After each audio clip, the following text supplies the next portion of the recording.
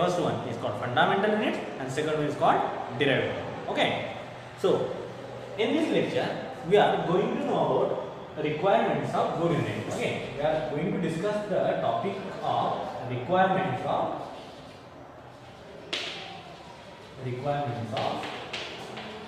good unit. Okay, now look at it. What are the requirements of good unit? Okay, suppose I am having grocery shop and I want to buy a unit for measurement of goods. Okay, suppose मेरी किराना दुकान है और मुझे क्या करना है, मेरे किराना दुकान को जो भी सामान है, ओके, बाहर से लोग आते हैं शक्कर, ओके, शक्कर लेने, गेहूँ लेने, ओके, देन उसके बाद में सारी चीज़ें लेने. Okay, now what are the requirements of good unit? Okay, अगर मेरे घर पे किराना दुकान है और उसमें लोग सामान लेने के लिए आते हैं, ओके, कोई शेंगदाने लेने आएगा, कोई साबुदाना लेने को आएगा, ओके, कोई शक्कर लेने को आएगा. अब क्या है, मुझे उस किराना दुकान के लिए क्या करना है, बाहर जाकर एक यूनिट खरीदना है. तो मेरी रिक्वायरमेंट क्या रहनी चाहिए उस यूनिट के लिए? Okay, so requirement of good unit, मुझे तो अच्छा यूनिट लेना है, गुड यूनिट, क्योंकि जो भी मेरा ग्राहक मेरे किराना दुकान में आए, मेरे ग्रोसरी शॉप में आए, वो अच्छी ही क्वालिटी का सामान लेके चले जाए और वो सेटिस्फाइड हो. ओके, कस्टमर सेटिस्फेक्शन के लिए. अब सिंपल बात है, किसी भी चीज़ के बारे में अगर हमें रिक्वायरमेंट निकालना है तो सबसे पहले हम किसी भी चलो मैं आपको ड्रेस लेकर देता हूँ. अगर आपको ड्रेस लेना है, ओके, ड्रेस लेने जाना, तो आपकी रिक्वायरमेंट्स क्या रहती है ड्रेस लेते समय? आप क्या क्या देखते हैं? ऑब्वियसली अगर मुझे ड्रेस लेने जाना है तो मैं क्या क्या देखूंगा? मैं देखूंगा कि मेरे ड्रेस का कलर क्या है. ओके, मुझे कलर पसंद आना चाहिए, ड्रेस की प्राइस पसंद आनी चाहिए, मतलब सस्ता सुंदर टिको, और क्वालिटी अच्छी चाहिए. ओके, क्वालिटी भी अच्छी चाहिए. उसके बाद में मैं क्या देखूंगा? मैं देखूंगा कि रिलायबल है कि नहीं है, अच्छा है कि नहीं. ओके, मतलब पार्टी वेयर वगैरह इस तरह का देखूंगा. इसी तरह की रिक्वायरमेंट मुझे गुड यूनिट, अगर मैं यूनिट खरीदने जाऊंगा तो मेरी रिक्वायरमेंट क्या रहेगी? Okay, it must B of good quality. मेरा यूनिट कैसा होना चाहिए? गुड क्वालिटी का. तो मेरी फर्स्ट रिक्वायरमेंट क्या रहेगी? It must B of good quality. क्या मैं कहूँगा? ये नहीं कि मेरी पहली रिक्वायरमेंट. दूसरी रिक्वायरमेंट मेरी क्या हो सकती है अगर मैं कोई यूनिट लेने जा रहा हूँ तो? Okay, it must be cheap. मेरे हिसाब से मैं यूनिट खरीदने जा रहा हूँ, ये कैसा होना चाहिए? इट मस्ट बी चीप होना चाहिए, सस्ता होना चाहिए. और मैं क्या क्या रिक्वायरमेंट दे सकता हूँ? मुझे अगर कोई चीज़ खरीदनी है, मुझे यूनिट खरीदना है, ओके, तो मेरी फर्स्ट रिक्वायरमेंट थी गुड क्वालिटी का होना चाहिए, अच्छी क्वालिटी का होना चाहिए. फिर कैसा होना चाहिए? सस्ता होना चाहिए. It must be cheap.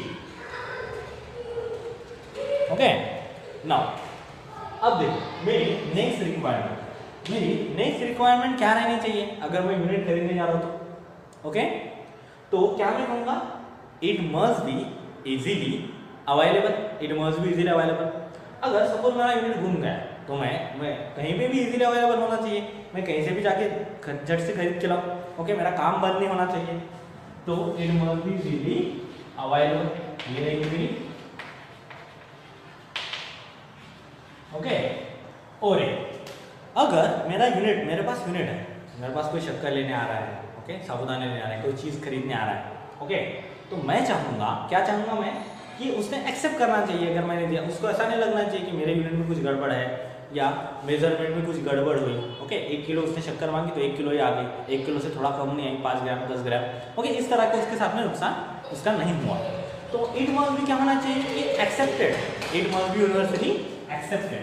Okay, so ये क्या रहना, it must be universally accepted. It must be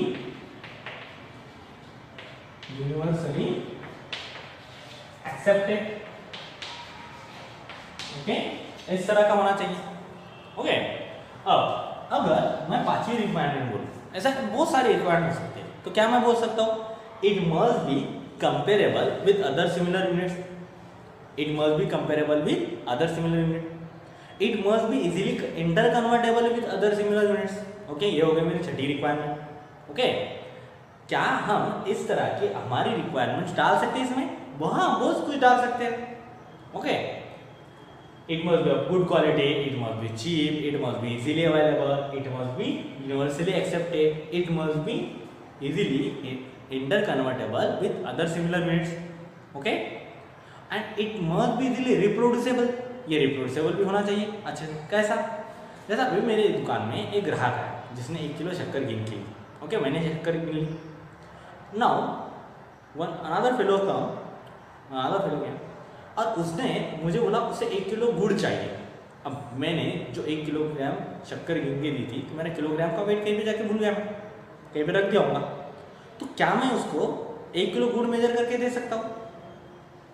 obviously, okay. Common balance के एक सिरे में मैं क्या रखूँगा कि 1 किलो शक्कर रखूँगा और यहाँ पे गुड़ डालता रहूँगा जितना कि वो कॉमन बैलेंस इक्वल नहीं हो सकते, ओके। ये जो अपना कॉमन बैलेंस है, ओके, ये दोनों साइड में इक्वल जब तक नहीं होते जाते तब तक मैं इसमें डालते रहूँगा, है कि नहीं? और जब ये इक्वल हो जाएंगे, जब ये सेम पोजीशन पे आ जाएंगे इक्विलिब्रियम में, तो क्या मैं बोलूँगा कि 1 किलो जितनी शक्कर थी, अगर 1 किलो शक्कर थी तो 1 किलो गुड़ हो गया, तो it must be easily reproducible है। तो there are number of requirements, क्या हम बोल सकते हैं? ओके, एग्जाम में क्वेश्चन आता है 2 मार्क्स के लिए, अगर क्वेश्चन आ रहा है तो मिनिमम 4 रिक्वायरमेंट लिखना जरूरी हो जाता है, okay. Now all of you got this, thank you.